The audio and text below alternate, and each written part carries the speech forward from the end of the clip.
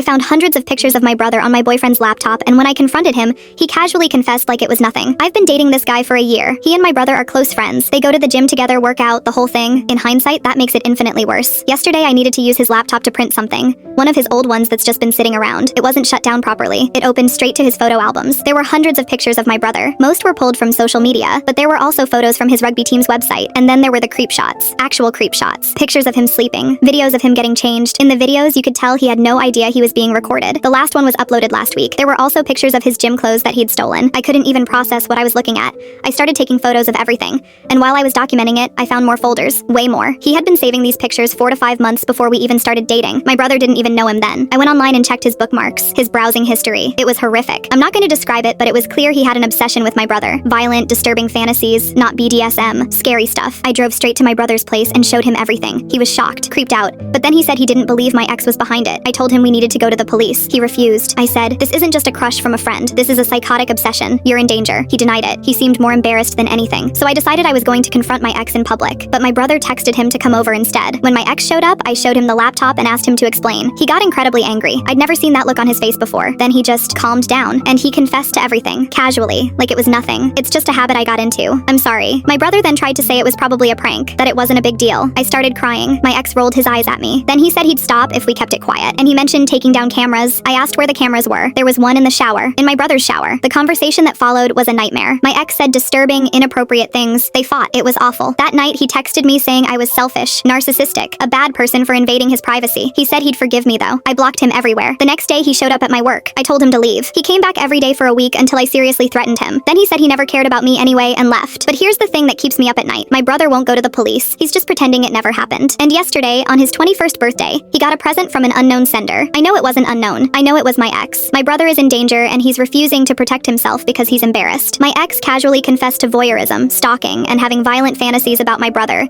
And the only consequence was me blocking him on my phone. That's not justice. That's a predator walking free to do this to someone else. And I'm sitting here watching my brother pretend it's fine. It's not fine. It will never be fine.